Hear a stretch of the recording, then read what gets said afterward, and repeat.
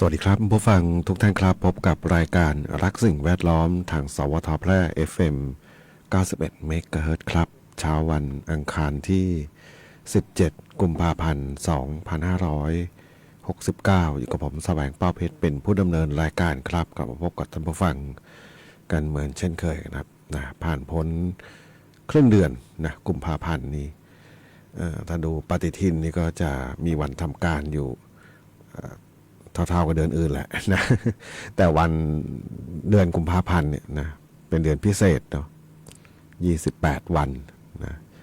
จะมี29วันอยู่บ้างนะ4ปีมีรอบหนึ่งใช่ไหมเนาะถ้าจำไม่ผิดนะก็เดือนนี้ปีนี้28วันนะสำหรับกุมภาพันธ์นะครับแล้วก็ผ่านพ้นครึ่งเดือนมานะครับพอแป๊บนะบางคนบอกแม่เหมือนกับเพิ่งจะส่งท้ายปีเก่าต้อนรับปีใหม่มาเนาะช่วงนี้ก็ปีใหม่จีนแล้วล่ะนะตรุษจีนเนาะเมื่อวานวันไหว้ก่อนวันไหว้จะมีวันจ่าย15 16วันไหว้17วันอะไรวันเที่ยวไหมนะเนาะถ้าจำไม่ผิดก็จะมีวันไหว้วันจ่ายวันไหว้วันเที่ยวใช่ไหมก็เป็นประเพณีเนาะคนไทยก็นำมาปฏิบัติกันนะบางคนก็ปฏิบัติกันเอาจริงเอาจังเข้มข้นหน่อยบางคนก็เอาแค่พอเขาเรียกกลมกลืนนะกลมกลืนกันไปเนาะส่วนใหญ่จะไปอยู่ในกลุ่มของถ้าที่ผู้จัดการเห็นนะจะเป็นกลุ่มร้านค้านะร้านค้าร้านขายต่างๆนะครับนะจะนำเอาประเพณีมาปฏิบัติมาใช้นะครับทางเหนือนี่อาจจะเห็นไม่ค่อยมากมายเท่าไหร่นักเนาะก็จะมีคนไทยเชื้อสายจีนก็มีเยอะแหละเนาะนะครับแต่ว่าก็ยังมีคนพื้นถิ่นอยู่ค่อนข้างเยอะนะไม่ต่างจากทางภาคกลางเนาะโดยเฉพาะจังหวัดที่อยู่ในย่านร้านค้าร้านขายเยอะๆนะนครสวรรค์พิษณุโลกเนี่ยนะคนไทยเชื้อสายจีนอยู่เยอะนะตลาดแหล่งทำมาค้าขายนะก็เรียกว่าปิดเมืองกันเลยแหละ ทุจีนเนี่ยนะใครอาจจะไม่เคยไปอยู่เคยไปใช้ชีวิตนะแม้แต่ผู้จัดรายการเองนะใช้ชีวิตตั้งแต่วัยเด็กจนเติบโตถึงวัยทำงานนะทำงานก็อยู่ที่เดิมนั่นแหละนะถ้าก็ลืมตัวเนาะมาทำงานแล้วก็ตุดจีนนี่แหละเนาะไปขี่มอเตอร์ไซค์ไปหาซื้อข้าวรับประทานข้าวกลางวันเนี่ย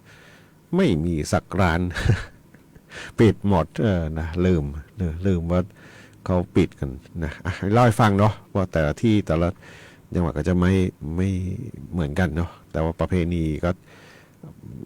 หลายที่ก็จัดเหมือนกันนี่แหละเนาะเพียงแต่ว่าอยู่ที่ว่าชุมชนน่าจะมีความมากน้อยขนาดไหนอย่างไรนะครับวันนี้พบกันเช่นเคยกับช่วงเวลาของรายการรักสิ่งแวดล้อมท่านผู้ฟังที่ติดตามรับฟังอยู่ครับอยากจะฟังเพลงบทเพลงเพื่อชีวิตก็สามารถที่จะแนะนำได้ครับบนโทรศัพท์054 523 516ครับนะเห็นท่านผู้ฟังถามถึงเพลงนี้เข้ามาเลยแล้วจริงๆผมเตรียมเพลงอื่นนะอัลบั้มชุดนี้แหละ อะไรจัดได้ฟังเนาะเพราะว่าโฟลเดอร์ที่เปิดอยู่ยังเปิดค้างอยู่เนาะนางงามตู้กระจกของเสียงกับร้องของคุณเทลลี่เมฆวัฒนาครับ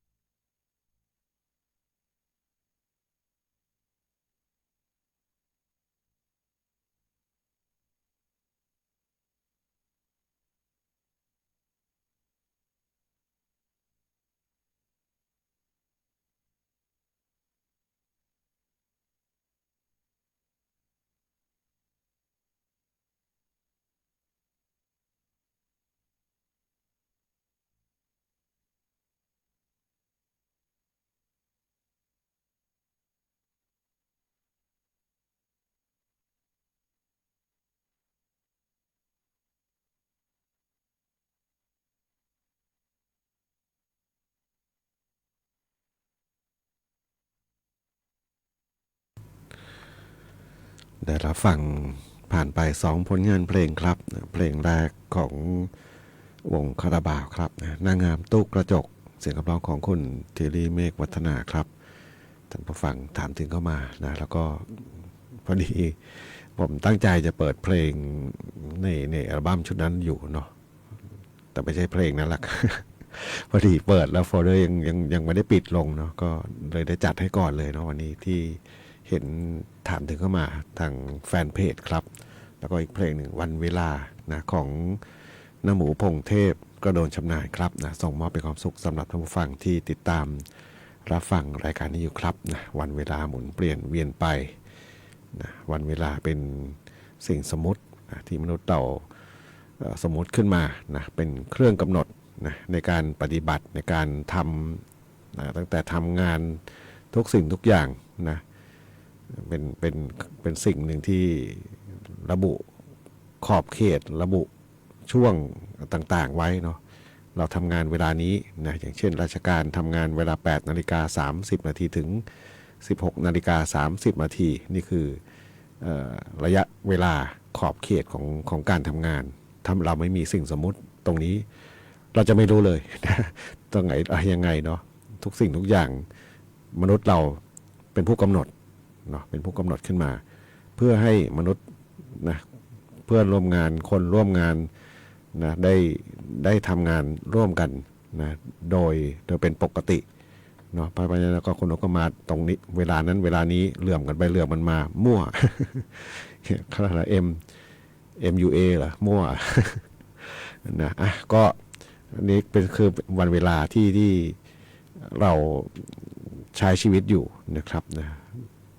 วันเวลาบางคนก็พอจำได้ว่าในอดีตปีนั้นปีนี้ปีนั้นนะเป็นอย่างไรนะไปข้างหน้านี่คือเป็นสิ่งในอนาคตละเนาะเป็นการวางแผนนะเป็นสิ่งที่วางแผนจะทำไปในอนาคตนะครับนะแต่ที่แน่ๆคืออนาคตวันก่อนสิ้นเดือนนี้แหละเนาะงานประเพณีนะบางปีก็จะไปอยู่ในเดือนมีนาคมนะปีนี้มาอยู่ในเดือนกุมภาพันธ์เนาะผมจำไม่ได้ละอะไรนะเขาเลยนะ82 หนเลยนะอะไรยังไงสักอย่างหนึ่งนะข้างคือข้างแรมนี่แหละงานนมัสการพระธาตุช่อแห่เมืองแพร่แห่ตรงหลวงนะครับนะในอดีตนี่ผมจำขึ้นใจเลยนะพอไปถ่ายทอดเสียงจะวัดทุกปีก็ได้เนาะจะมีเว้นปี2 ปีเท่านั้นตั้งแต่มาอยู่เมืองแพร่เนี่ยนะปกติก็ขึ้น9 ค่ำเดือน4นะจบที่ขึ้น15 ค่ำนะครับนะซึ่งจะไปตรงกับวันมาฆบูชานะครับนะสิ้นสุดงานเนาะแต่ในระยะหลังเนี่ยก็มีการปรับเปลี่ยนบางอย่างเนาะเพื่อให้เขาเรียกให้กับสอดคล้องกับปัจจุบันนะเรื่องของการท่องเที่ยวเรื่องของเขาเรียกความสะดวกของคนที่จะมาร่วมงานนะครับนะซึ่งปีนี้ก็อยู่ในเกณฑ์นี้แหละเนาะแต่ว่ายังเดี๋ยวใกล้งานก็จะ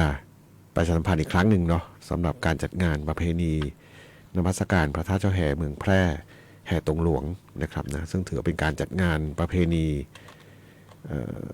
ที่ยิ่งใหญ่นะเป็นงานระดับจังหวัดเนาะของเมืองแพร่จะมีสองงานเนาะมีของวัดพระบาทมิ่งเมืองวรวิหารกับวัดพระธาตุช่อแห่นะที่ถือว่าการจัดงานนั้นยิ่งใหญ่นะครับนะเป็นที่รู้จักของคนทั่วทั้งประเทศนะครับรวมไปถึงที่อื่นๆด้วยเนาะที่มีคนไทยไปอยู่นะทั่วโลกเนาะนะครับนะก็บางปีนี่ก็จะมีเขาเรียกมีการจัดงานช่วงที่ตรงกับอะไรนะปีขานเนาะเพราะพระธาตุของวัดช่อแห่นี่คือเป็นพระธาตุประจำปีเกิดของคนที่เกิดปีขานนะหรือว่าปีเสือเนาะนะครับแต่ปีเขาไปไหว้ได้หมดแหละ นะผู้จัดการเองก็ไปนมัสการทุกปีละเนาะนะครับนะทางเหนือนี่จะมีน่าจะมีเฉพาะทางเหนือไหมเนาะเพราะภาคกลางผมเองไม่เคยเห็นนะพระธาตุประจำปีเกิดของแต่ละปีเนาะนะครับนะก็จะเป็นน่าจะเป็นประเพณีเก่าแก่อย่างหนึ่งเนาะนะครับนะบางคนก็อยู่โน่นวัด อะไรนะพระธาตุดอยสุเทพเชียงใหม่เนี่ยผมเองอยู่ทั่วเนี่ยนะนะครับนะบางคนก็อยู่วัดอะไรนะลำพูนเนี่ยนะนะก็จะมีหลายที่เนาะนะครับนะแต่ที่ของช่อแฮนี่ดูเหมือนจะเขาจะมีการจำลองมาเนาะไม่ดูเหมือนนะมีเลยแหละเนาะจำลองมาครบนะครบทุกปีเกิดเลยนะปีนักสัตว์ที่เกิดนี่นะครบเลยเนาะนะครับก็ไปนมัสการได้เนาะก็เชิญชวนนะครับนะในช่วงสัปดาห์หน้าสัปดาห์หน้าเนาะสัปดาห์หน้าเป็นต้นไปนะครับไปฟังเพลงกันต่อครับกับช่วงเวลาของรายการรักสิ่งแวดล้อมทางสวทแพร่ FM 91เมกะเฮิรตซ์ครับ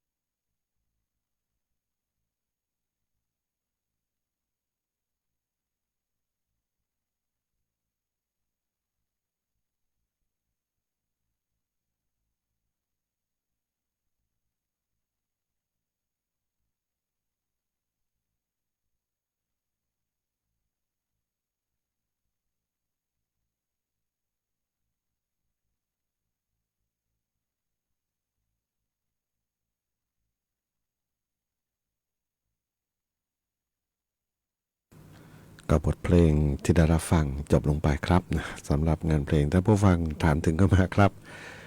ไข่มดแดงเนาะมดส้มทั้งนี้เรียกมดส้มนะช่วงนี้นี่ก็น่าจะใกล้จะเริ่มแล้วมั้งเนาะ ไม่แน่ใจเนาะเพราะยังไม่เห็นนะตามตลาดร้านค้า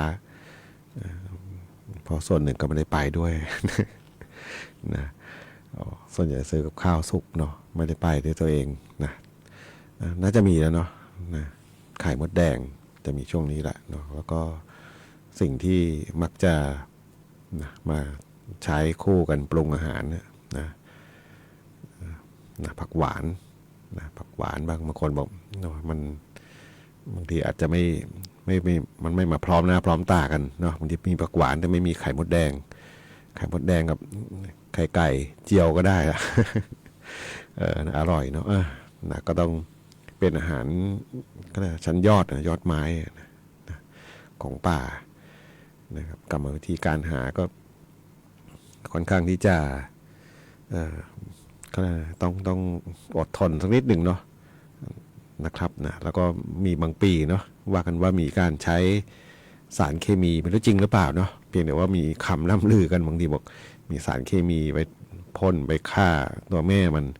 อันนี้จะไปทำเนาะอันตรายนะครับแต่ที่แน่ๆก็คือถ้าหากินเองเนี่ยนะโอ้ยเราก็จะได้ มันแม่มันดุเนาะนะทั้งกัดทั้งมันกัดติดเลยนะนะเจ็บแสบไปหมดแหละ ร้อนก็ร้อนเหงื่อก็ไหลนะก็เป็นชั้นยอดเนาะนะครับนะเป็นอยู่ตามต้นไม้ส่วนอีกอย่างหนึ่งเนาะไข่เจ้าไข่แมงมันเนาะอันนี้ก็ต้องขุดในดินนะอันนี้ก็เป็นอาหารที่สุดยอดเหมือนกันเนาะถึงแม้จะอยู่ในดินก็สุดยอดได้นะครับนะเป็นของกินตามจะว่าใช้คำว่าฤดูกาลก็ได้เนาะตามฤดูกาลนะครับนะส่วนไข่มดส้มเนี่ยดูเหมือนจะมีการแต่ละปีเนี่ยก็จะมีเขาเรียกเป็นในเชิงธุรกิจเนาะมีการเพาะเลี้ยงขายนะส่วนใหญ่จะเป็นโซนภาคอีสานนะเท่าที่เห็นเป็นคลิปวิดีโอถ่ายคลิปออกมานะบางที่ก็ใช้